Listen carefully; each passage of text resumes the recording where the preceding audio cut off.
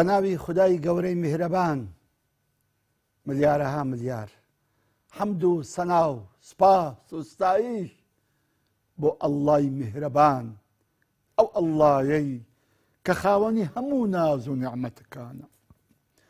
سەڵات و درود و ڕەحمەت و میهرەبانیش بڕژێ بەسەر جانی پاچی پێشەوامان، نوری چاو و تاجی سەرمان، محەممەد الموستەفا صلى الله عليه وسلم، ولسر یار و یاوەرانی، ولسر ئالی پاچی، ولسر شوێن کەوتوانی تا ڕۆژی دوایی.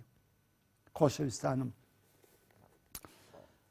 لە حەڵقەی ڕابردوو باسی ئەوەمان کرد کە هێڕەقل نامەکەی پێغەمبەری خوای صلى الله عليه وسلم بەدەست گەیشتووە و جوان جوان خوێندیەوە و معلوماتیشی هەیە بۆ خۆی کە بۆ خۆی قەشە بووە و جوانیش خوێندیتەوە لە ئینجیل و تەورات کە پێغەمبەرێکی ئاخر زەمانە و دێ و ناوی ئەحمەدە.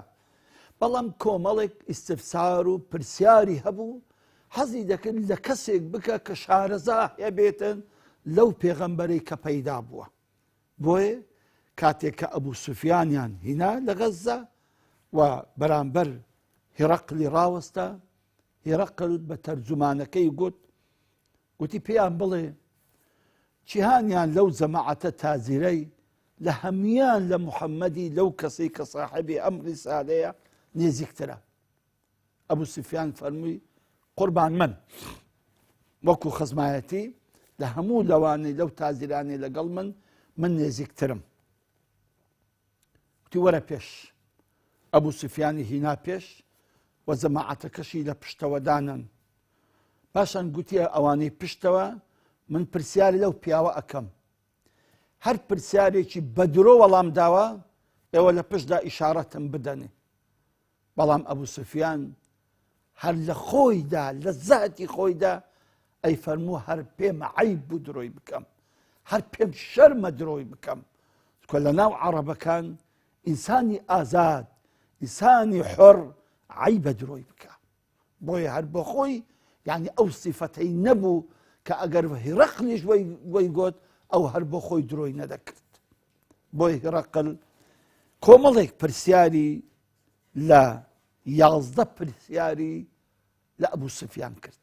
11 پرسیار دە لەگەڵم بن بزانن هێڕەقل لەسەر کورسیەکەی خۆی دانیشتووە و ئەو هەموو وەزیر و عولەما و تاجر و گەورە پیاوانی ڕۆم وا دانیشتون. ئەبوو سوفیانیش ڕاوەستاوە، کۆمەڵێک لە تازیرەکانیش لە پشتێتی و تەرجومان و کە ئەوەی قسەکان تەرجومە دەکا وا لە بەینیان ڕاوەستاوە بزانین ئەم 11 پرسیارە چیایکە. هێڕەقل گوتی ئەبوو سوفیان نەسەبی ئەو پیاوە چۆنە لە ناوتان؟ فەرمووی نەسەبێکی زۆر بەرز و شەریفی هەیە. پرسیاری دووەم گوتی ئەبوو سوفیان ئایا هیچ کەسێک پێش ئەو قسانەی کردووە؟ فەرمووی نەخێر، هیچ کەسێک پێش ئەو محەممەدە صلى الله عليه وسلم هیچ باس و خاصێکی وایان نەکردووە. پرسیاری سێم فەرمووی ئەبوو سوفیان هەر هیچ لە باب و باپیرانی ئەم پیاوە مەلیک و پاشا بوونە؟ فەرمووی نەخێر قوربان، هیچیان مەلیک و پاشا نەبوونە. پرسیاری چوارەم گوتی ئەبوو سوفیان ئایا ئەوانەی کە بە دوای ئەو محەممەدە ئەکەون ئەشراف و گەورە و دەوڵەمەندەکانن، ئەشراف و گەورەکانن، یان زەعیفە و فەقیر و هەژار و بندەستەکانن. فەرمی قوربان ئەوانەی بە دوایان دەکەون زۆربەیان هەژار و فەقیر و نەدار و قوربەسەرەکانن. پرسیاری پێنجەم گوتی ئەبوو سوفیان ئایا ئەوانە زیاد ئەکەن یان کەم ئەکەن؟ فەرمی قوربان ڕۆژ بە ڕۆژ زیاد ئەکەن. پرسیاری شەشەم فەرمووی ئەبوو سوفیان هیچ کەسێک لەمانە هەردەگەڕێتەوە کاتێک ئەچێتە ناو دینەکەی؟ فەرمی نەخێر هەتاکو ئێستا یەک کەسیشیان نەگەڕایتەوە و مرتەد نەبووە لە دینەکەی. پرسیاری هەفتەم لێی پرسی ئەبوو سوفیان ئێوە ئەو کابرایە متتەهم دەکەن بە درۆ؟ فەرمووی نەخێر قەت درۆمان لێ نەبیستووە. چونکە پێغەمبەری خوا صلى الله عليه وسلم هەر بۆ خۆی مەشهور بوو پێش ئەوەی ببێت بە پێغەمبەر بە صادق الئەمین. پرسیاری هەشتەم فەرمووی ئەبوو سوفیان ئەو پیاوە غەدر دەکا؟ فەرمووی نەخێر قەت غەدرمان لێ نەدیتووە. پرسیاری نەوهەم فەرمووی ئەبوو سوفیان شەڕتان لەگەڵ کردووە؟ گوتی بەڵێ شەڕمان لەگەڵ کردووە. پرسیاری دەهەم فەرمووی ئەبوو سوفیان لەو شەڕەدا چێتان بەسەر کەوتووە و چێتان دۆڕاون؟ فەرمووی قوربان جارێک ئەو بەسەر کەوتوو جارێکیش ئێمە بەسەر کەوتین. پرسیاری یازدەهەم تی ئەبوو سوفیان ئەو پیاوە ئەمر بە چ ئەکا؟ چتان ئەمر پێ دەکا؟ فەرمووی ئەمرمان پێ ئەکا کە تاکو تەنهایی تەنها بۆ خوایە و هەر ئەویش مستحەقی پەرستنە و واز لەو بت و سەنەمانە بینن کە باب و باپیرانی ئێمە پەرستویانە و کردیتیانە خوا و پاشان داوامان لێ دەکاتن کە نوێژ بکەین و پاک و شەریف بین وەسیلەی ڕەحم بەجێ بگەینین و ڕازگۆ بین. ئینجا هیڕەقل کاتێک کە قسەکانی هەموو بیست فەرمووی ئەبوو سوفیان من لە نەسەبی ئەو پیاوەم لێ پرسی گوتت نەسەبی شەریفە بە حەقیقەت پێغەمبەرانیش ئەبێن نەسەب و ڕێزکەیان زۆر شەریف و پاک بێ. من لە توم پرسی هیچ کەسێک لە پێش ئەو قسەی کردووە؟ گوتت نەخێر کەواتە ئەو پیاوە ئەوە هەڕێک ئەوەی کە هیناویەتی لە خواوەیە و هیچ کەسێک ئەو قسەی نەکردووە تاکو بڵێم ئەویش ئەو قسەی پێشی خۆی دووبارە ئەکاتەوە. لێم پرسی کەسێک لە باب و باپیرانی مەلیکن؟ گوتن نەخێر ئەگەر وەبایە دەمگوت ئەوە هەر داوای دەسەڵات و مەلیکاتی باب و باپیرانی دەکاتەوە ئەوێ ببێتەوە بە مەلیک. ئەمە لێم پرسی ئایا ئەوانەی کە بە دوای ئەکەون ئەشراف و گەورەکانن یان زەعیف و فەقیر و بێدەساڵاتەکانن؟ فەرموویت ئەوانە فەقیر و هەژارەکان بە دوای کەوتون. پێغەمبەران جوان هەموو ئەوانەی بە دوایان ئەکەون هەموو فەقیر و هەژار و بێدەسەڵاتەکانن. گوتم زیاد ئەکەن یان کەم ئەکەن؟ گوتت زیاد ئەکەن. پێغەمبەرانی جوان کە ئیمانیان بڵاو کردەوە لە ناو دڵی خەڵکی هیچ کەسێک ڕۆژێک ئەم ئیمانە لە دەست نادا و ڕۆژ بە ڕۆژی زیاد ئەبێ. پێم گوتی ئایا کەسیان ئەگەڕێتەوە لە دینە و لەو دینەی کەسووە؟ گوتت نەخێر ئیمان وایە کاتێک ئەچێتە ناو دڵ مستەحیلە ئەم ئیمانە ئەم دڵە بەجێ بێلێ و زارێکی کە وازی لێ بێنێ. پێم گوت ئایا پێم گوتی متتەهەمی دەکەن بە درۆ؟ گوتت نەخێر دەبی پێغەمبەرانیش وابن هیچ کاتێک درۆیان لێ نەبیسترێ و هیچ کاتێک درۆ ناکەن. پێم گوتی غەدری کردووە؟ گوتن نەخێر پێغەمبەرانیش غەدر ناکەن. پێم گوتی شەڕتان لەگەر کردووە؟ گوتت بەڵێ پێغەمبەران وان هەر کاتێک بێن ئیلا قەومەکەی شەڕی لەگەڵ ئەکەن. پێم گوتن لەو شەڕانەدا چۆن بوون؟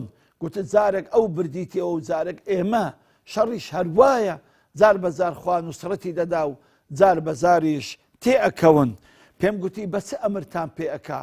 گوتت بە تاکو تەنهایی خوای و پەرستنی ئەو خوایە و ڕازگۆیی و پاچی و نوێشکردن. بەڕاستی ئەمانش هەموو ئەمر و پەیامی هەموو پێغەمبەرانە کە هاتبیتن.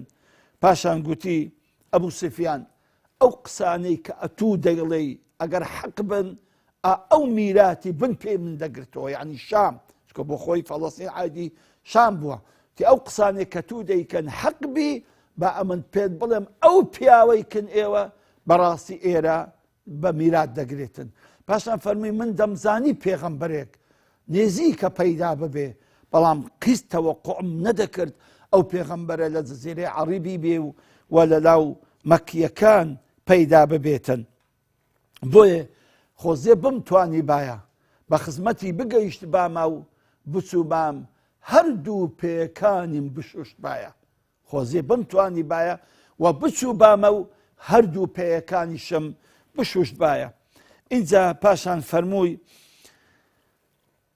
ئەوەی کە تۆ ئەڵێی ئەو پێغەمبەرە ئێمە لە مێژە ئینتیزاری دەکەین و زەمانێکە لە کتابەکانی خۆمان خوێندیتبانەوە کە ئێستا کاتی پەیدابوونی ئەو پێغەمبەرەیە بەڵام من لەبەر قەومەکەم ناتوانم ئیعلام بکەم بەڵام کابرایەک هەیە کە گەورەی هەموو قەشە و مەترانەکانی دینی نەسرانیە و قسەی ئەو زۆر لە قسەی من گەورەترە و وەجێی زیاتر لێ ڕائەگرن بۆیە پێم خۆشە ئەو نامە ببەیتەکنەوی و ئەو مازەراتەی کە ئێمە ئێستا کردمان هەمووی بۆ بجێڕێەوە و کە ناوی سەغاتەڕە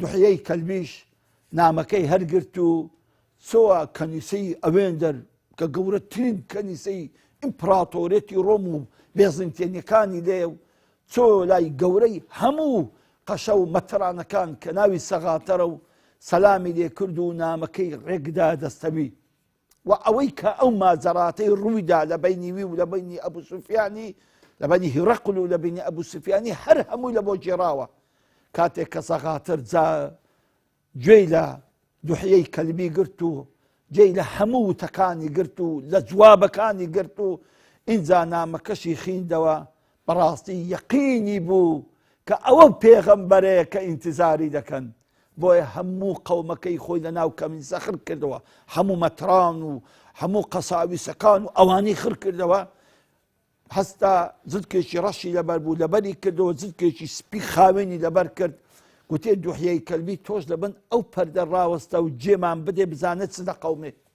پاشان هەستا سەغاتەر هەموو بە دەنگێکی بەرز لە شوێنەیەکەوە قسەی لێ دەکاتن گوتی قەومی ڕۆم کتابێک هاتووە لە ئەحمەدی پێغەمبەر کە پێغەمبەری ئاخر زەمانە داوامان لێ ئەکا کە ئیمانی پێ بیبینین و خوای بە حەق و بە تاک و تەنها ببەرستین و ئیمان بەڕاستی و حەقیقەتی ئەو ئەحمەدە بێنین بۆیە من وا لە ئێستارا لە پێش ئێوە ئەعلان دەکەم ئەڵێم ئەشهەد ئەن لا ئیلاهە ئیلا الله وأشهد أن أحمدا عبده ورسوله والله كاكا كهر أو قسيكر هرتي بطريقو هرتي مترانو هرتي قساوسو قشهبو هر همو هجوميان كرديو داينا بر بوكسانو بردارانو لياندا هرتند أو هر هاواري ذكر هر يقول أشهد أن لا إله إلا الله وأشهد أن أحمدا